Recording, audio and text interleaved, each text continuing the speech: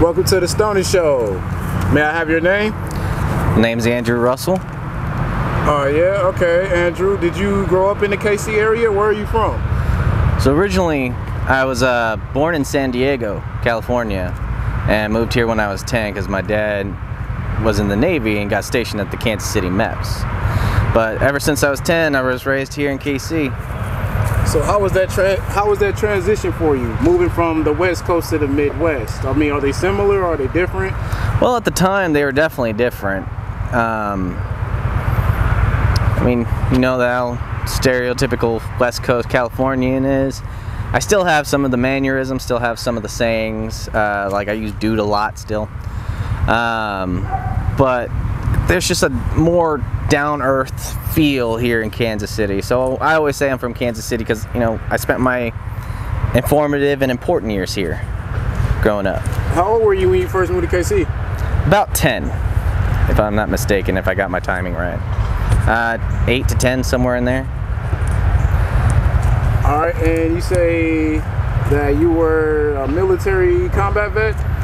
Yes, I served for 12 years in the Army.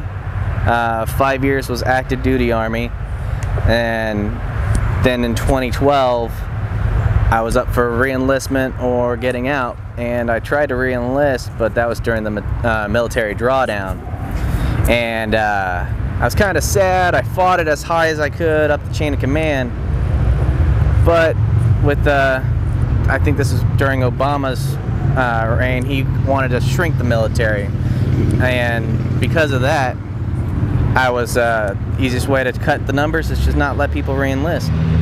But luckily, the re-enlistment guy, he hooked me up by helping me get into the National Guard, so I can continue to serve in some fashion. And I spent my last 7 years in the Army in the Missouri National Guard.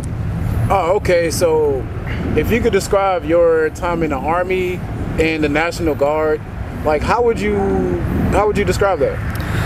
Completely different animals. The Army is you wake up every day, you do it every day. You got the discipline of being a soldier and how the rank structure is set in. Whereas the National Guard, it's a lot more relaxed. I hate to reference it like this, but it's essentially civilians in uniform, where the mindset kicks in only for a couple days, and even then, I mean, it's not like a full dive into it unless we're actually united in training for the 2 weeks in the summer or getting ready to deploy in field problems and stuff like that. It was a definite adjustment coming straight from active duty into the National Guard life, so I had a little bit of a change there. But ultimately, I think I succeeded, and I brought a lot of my active duty knowledge over to the National Guard to improve my unit overall. And in the 7 years I did that, I took them from below average to one of the top teams in the... You did that? I did that for my fire squad, yeah. This is the National Guard? Yeah, for the National Guard. Because when I showed up, nobody really knew how to do the job. I was a fire support specialist, which I coordinated artillery strikes, mortar strikes, attack helicopters, and fixed-wing bombers such as A-10 Warthogs and AC-130s, which are flying gunships. And I'm trained to handle and coordinate all those for use on the battlefield. And it's a very meticulous system. So if you don't know how to do that job when the time comes, you're useless. And so I would run around on the front lines with the infantry and the cavalry, kicking in doors and stuff until things get a little too hot where they can't really handle it or we'd be severely outnumbered. And if I could, I'd orchestrate a artillery mortar strike or call in attack helicopters just for those precision fights. But my National Guard guys, they just did not meet my cut. So what do you mean by that? Like they were... So in the job field, there's 3 basic missions every single fire support specialist needs to know. None of them really knew it. It was kind of rough. The they'd struggle with just sheer map reading. Map reading is a very basic skill that every soldier really needs to learn. They struggled with that. They struggled with how to word the mission, and that's very important too, because one wrong number, one misused word can mean the difference between a huge volley versus just one single strike. Have you ever had any instances where your team called an artillery strike and it was a mistake? Actually, yes. One incident when I was in Iraq, there was it, and here's what got me on this. It was a pre-planned target, so it was. We had everything set. We had everything ready to go, but I was on a separate mission from my buddy, but I was listening in because we were done. We were coming back to base. He was off somewhere else, and I was listening in on his fire mission through our fire net, just to make sure he was doing okay, if he needed anything, because I had the comms to do it. And when he called it up, got it ready to shoot, this was what was called an H&I fire, harass and interrogate. So, can you kind of break that down? What do you mean? What, like harass and interrogate? So, essentially, we have this open field. We know there's nothing there. There's no buildings, no people, no crops, nothing of importance. It's just open field, open desert. Yeah. And it's us to show the force that we still are there. We're still present. We still have the gunfight left in us. So that's what we call H&I fires. It's just to let the enemy know that we're still in the area. We're still watching. So it's just a simple harassment and interrogate. So just to let them know that we're still there. And he was doing that. So it was something simple. It was something easy. But the way it was supposed to do, it was at nighttime, so it was an aluminum round, which isn't very deadly to anybody. It's just lights up the sky. Followed by a couple high explosive rounds, which can take out a 50-meter radius of just sheer concussive force, which will, if you're not hit by the shrapnel, the sheer concussive force will virtually liquefy your insides, essentially is what it is. So when he called it up, I heard his coordinates where he was, and then I heard the mission coordinates, and it was just off by one digit, which made him 10. One digit out of 8 made it to where he was within about 100 feet of where the big round was going to impact. You said 100? 100 feet, which is nothing to this round. This thing would have annihilated and messed everybody up. So I immediately called in, and we have this thing that immediately stops all that fire mission in its tracks dead, and it's called check fire. So I immediately hopped on the net, check fired the mission. Luckily we were rolling into base, so I was able to go to the fire line and our firing headquarters and just tell them, hey, this is what's happening. You guys are about to hurt and, you know, potentially kill allies. We don't want that. And I was kind of scolded by my command for doing so, but in the end of it, I mean, I at least saved 1 or 2 lives from doing that. He realized his mistake. They moved to a safe distance away where they can still observe. So all in all, it worked out, but that's why I said it's very a finite job. You have to be on your toes and know your stuff. So have you ever been deployed and I guess one of your partners were injured and you had to save his life?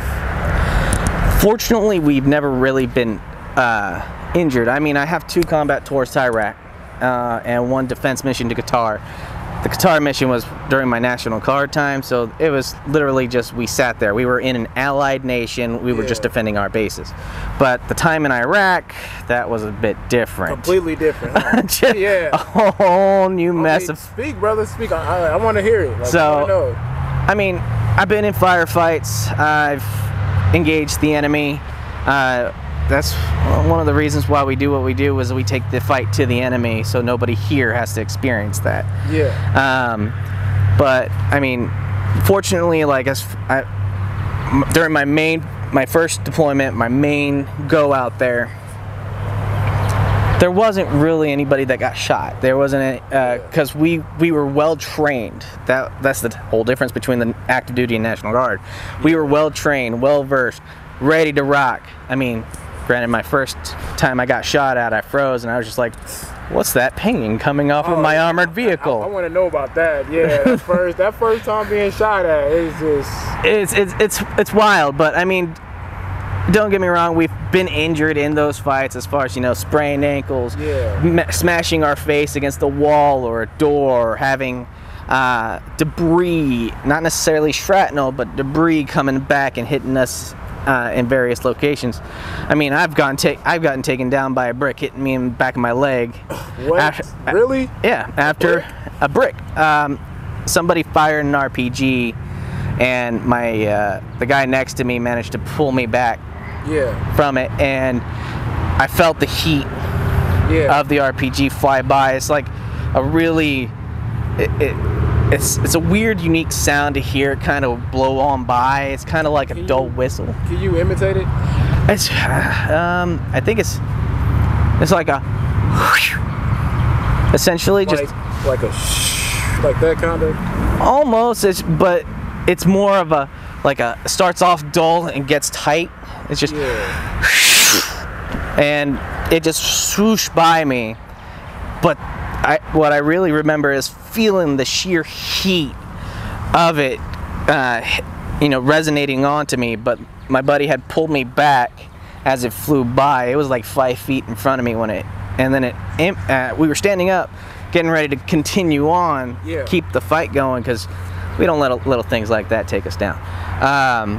But it hit a wall and exploded, and that was about 20 feet behind us, so I was way clear of any danger. As loud, but a piece of the brick from the wall came up, I think it was about yay big, came up and hit me in the back of the leg and took me down to the knee, and I was like, ah! There's really no... I mean, it's not funny, but the way you made it's funny. I mean, looking back, you get made fun of for it, but in the moment, you're not really thinking it's funny. You're not really thinking too much about it. You're just like, oh, I went down, let me get back up and go. But thinking about it, I'm like, I got hit in the knee by a brick. So, ultimately, I mean, we've been there, done that kind of stuff, but we always support each other. There's just, you know, it's just what you go through when you're on the front lines of it.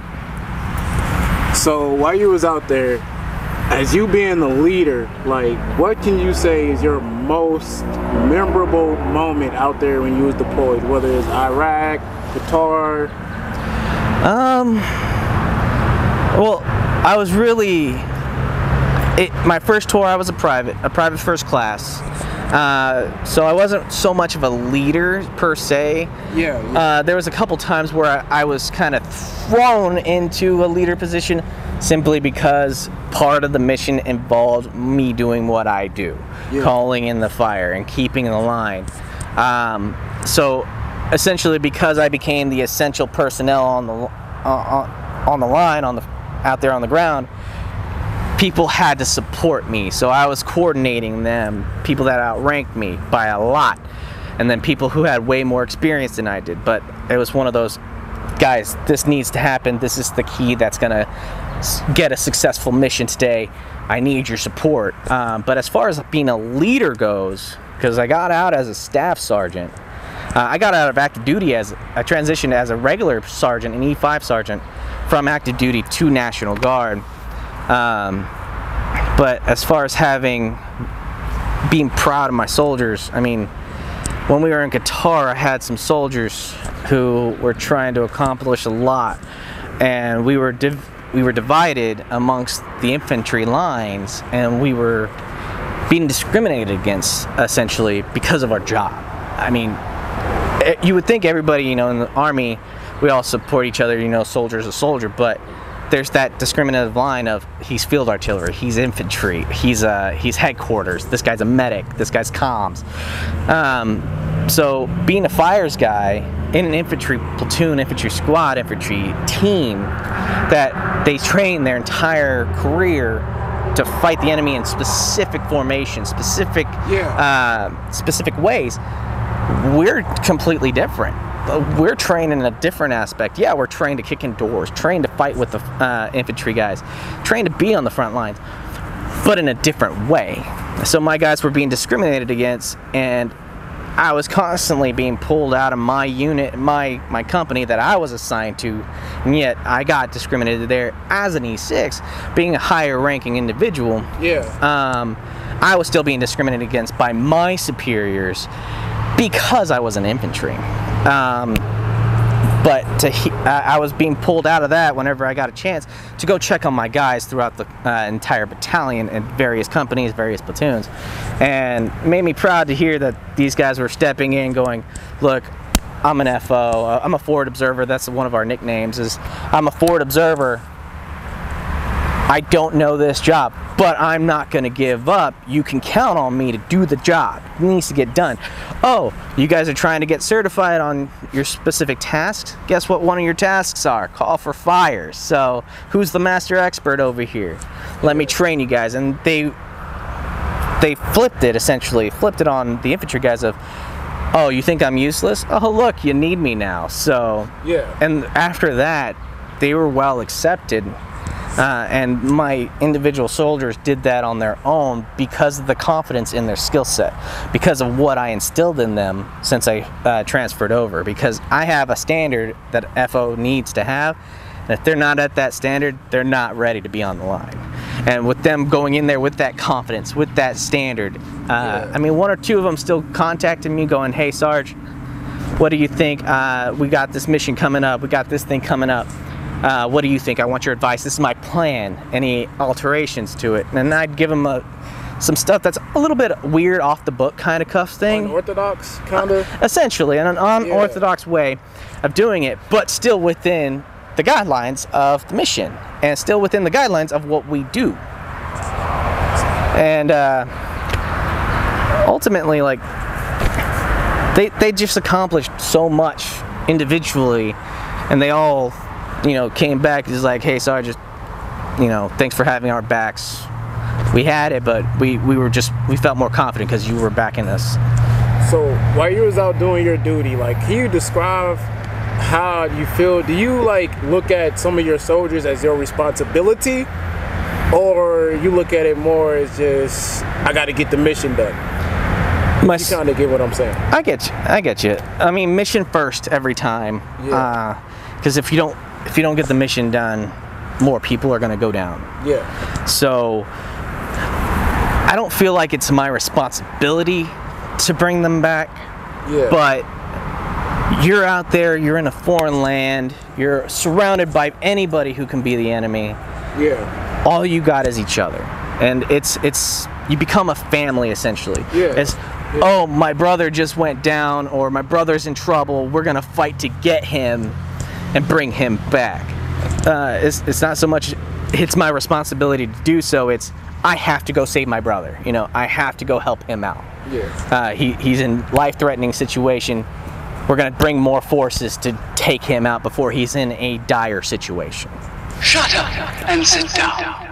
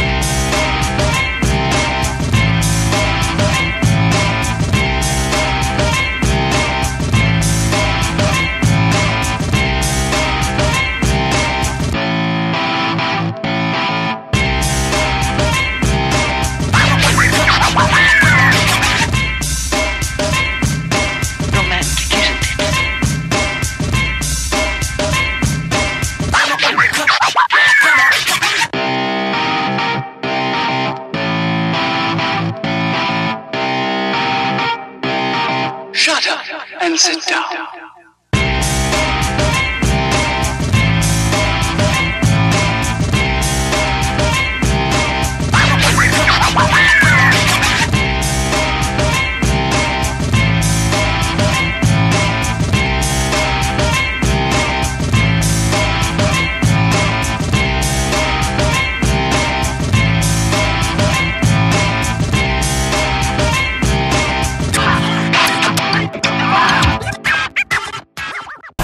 Can you describe your experience on the battlefield? Like, what did you see, or how was it? The best way I can describe it, it's almost like you being prepared for something, but then it goes out the window. So imagine like walking to your car with your keys, leaving the house, and then you get to your car and you dropped your key somewhere and didn't realize it. It's rough. It's intense. You think you're ready for it, but you're never truly ready for it. Every situation's different, so you can have a plan, and it just doesn't go that way. 90% of plans never turn out the way you want it. Can you describe like a particular time when you was in combat and you felt that your life was in danger or you wasn't going to make it? There was quite a few times like that. At least 4 distinct times I remember where I just said, "This is it." One time in particular, we were a small group. We rolled in with only 4 gun trucks, and it wasn't a very big village, but it had a couple tall buildings. 2 stories, one was 3 stories, and we went into this building, and we were trying to just get through it. We had to find the guy before he got out, and we went in. We entered the one building, leaving a couple guys in the street with the gun trucks providing cover, and we cleared the first floor. As soon as we breached the door, it was game on. There's people in the rooms. We hit hard. We went fast. We cleared it, no problem. And me and 3 other guys went up the stairs to the 2nd floor. This is only the 2 stories building. We went up to the 2nd floor, leaving 3 people on the 1st floor to keep us covered. Yeah. And there was 3 rooms, 3 small rooms.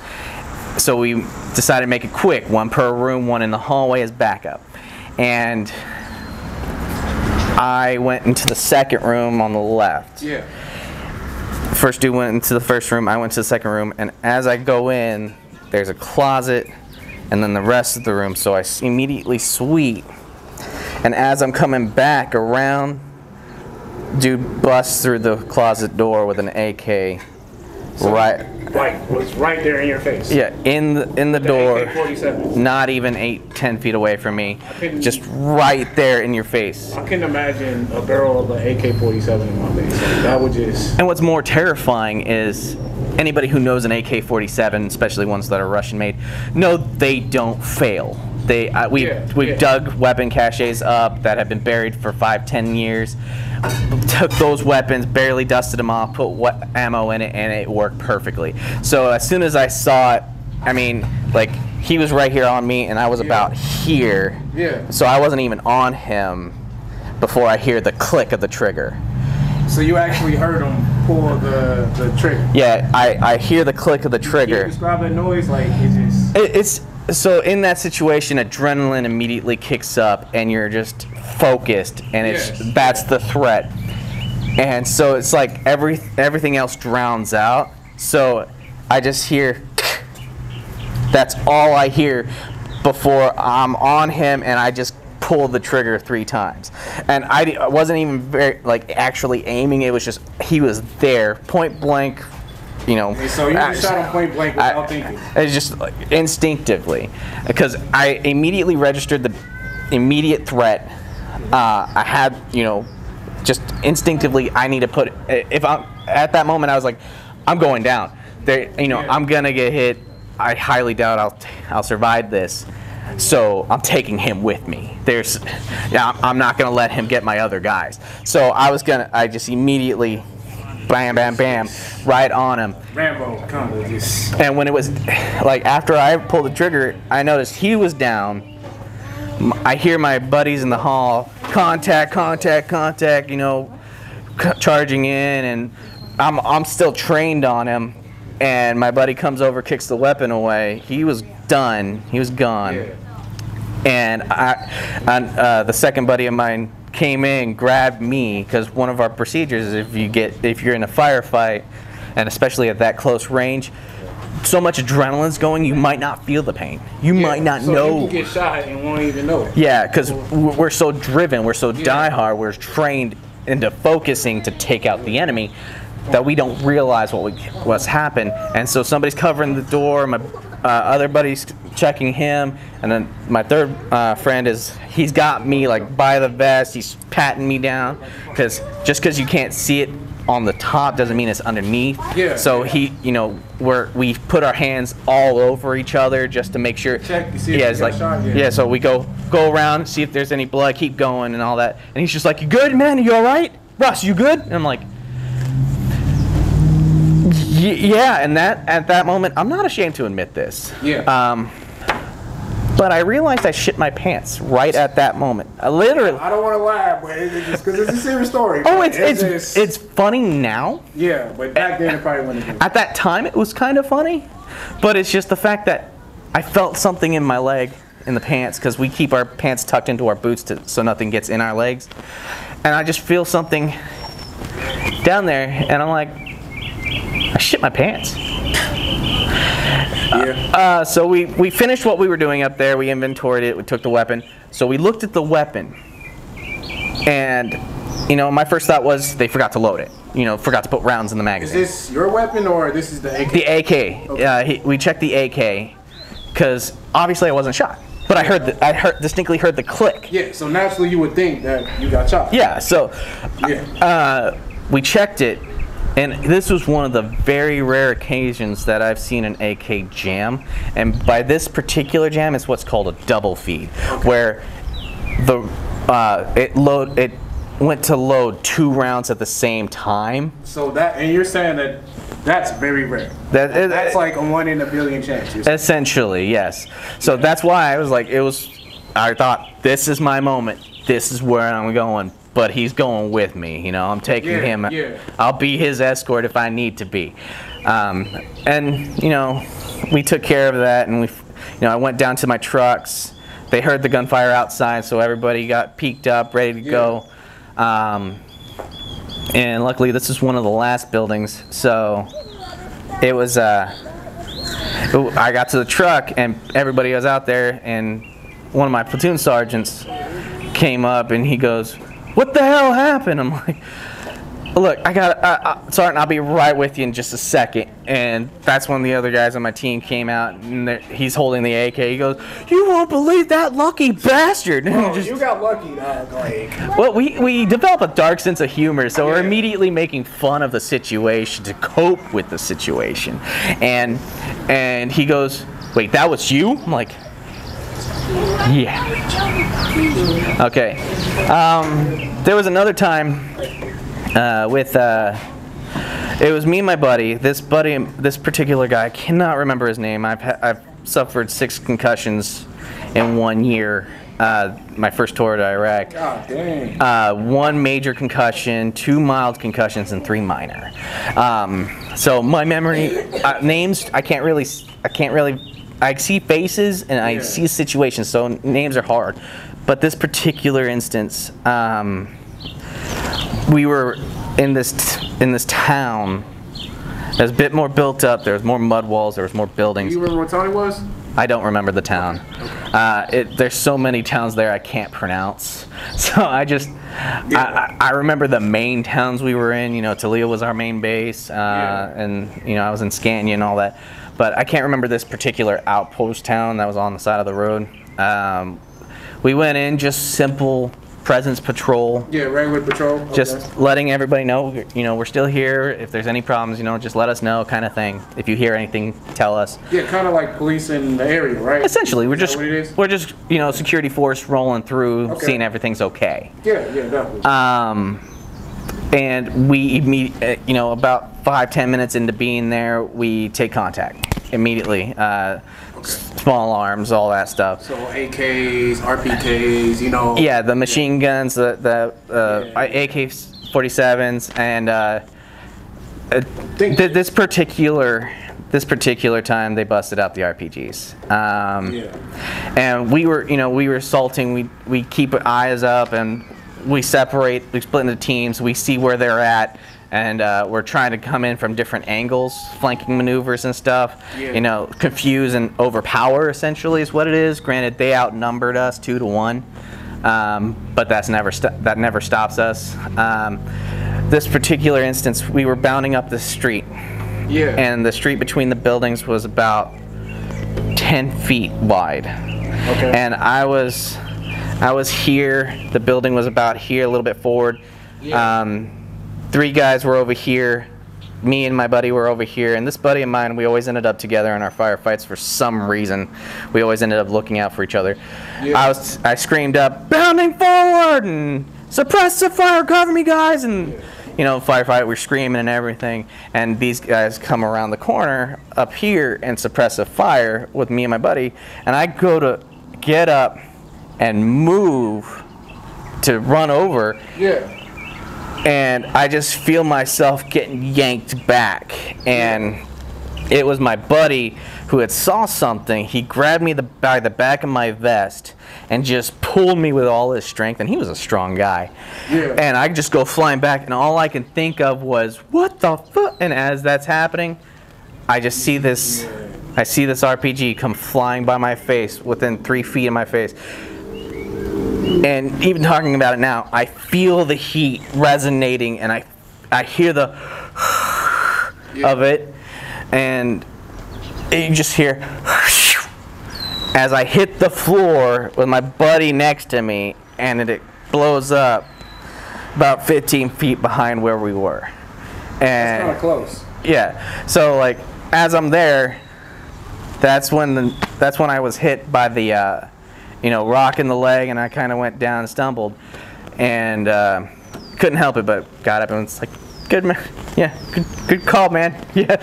And then we went back to what we were doing. So pretty much, you had, you know, quite a few times where your life could have been took. Yeah, those are just a couple examples. I mean, I've been in my fair share of firefights. You know, that's you know, towards the beginning when everything's scary. You know, you don't know what to do. My very first time being shot at, I essentially froze. We were walking down the street. Trucks were rolling up with us. We were split up, staggered along the line of the convoy, and then we just hear ping, ping, ping. So bullets is hitting your vehicle, or? Yes. So the rounds are bouncing off of our armored plated vehicles, and I'm just standing there. What was that? Do you know where it was coming from? At the time, no, I had no idea. Most of us on that line were fresh. It was our first deployment. We didn't know what to do, and we're just standing there, kind of like, what was that? And we had a sergeant come running up, going, "The hell are you guys doing? We're taking contact. Get the fuck down!" He was just running up the line, grabbing dudes, throwing them behind vehicles, getting cover, and he's like, "You bastards are gonna get me killed!" This is the 3rd time I've been here, and I'm sure as hell won't be killed because of you assholes. But after that, you know, as soon as he snapped us in, we were ready to rock, and we were just we went immediately into, oh, find the guy, get the guy, find the guy, get the guy, and it's just like that our training kicked in, and we went and moved without thinking.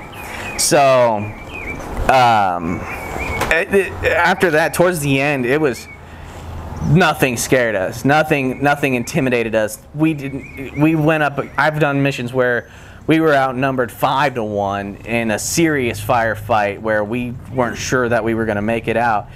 So after that first firefight, you became, how can I say, accustomed to getting shot at, or? Yeah, it's weird to say that I got used to somebody coming out and trying to shoot me in the face. Yeah.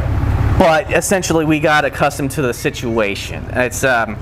It's more or less, I'm going to die, but I'm not going alone mentality. So you wanted to take somebody with you? You always take the enemy with you, because if you go down and you can't take them with you, they're gonna pass you and go to the next guy.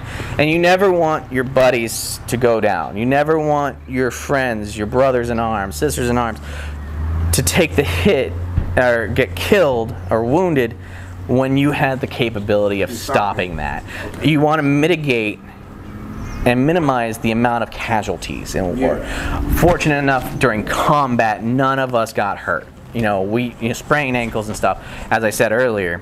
But there was a couple times where I just felt absolutely helpless. Can you tell us about those times? In my second deployment, I was tasked with helping with battalion ops for the fire cell, which I was helping coordinate attack helicopters and stuff. And we had an incident. We were in Ramadi, and our secondary base was in Fallujah. Both well-established American bases. These were our grounds. These, we built these bases, and this is during Operation New Dawn, towards the end of the Iraq War. Where the enemy were learning that if they slowed down, they stopped doing what they did, we'd leave. And they wanted us to leave. So pretty much, let me get this straight. So they'll attack you and then they'll retreat? No, they minimize the amount of attacks. Okay. On occasion, you'll get the one rogue fanatic who's, they're Americans, die Americans.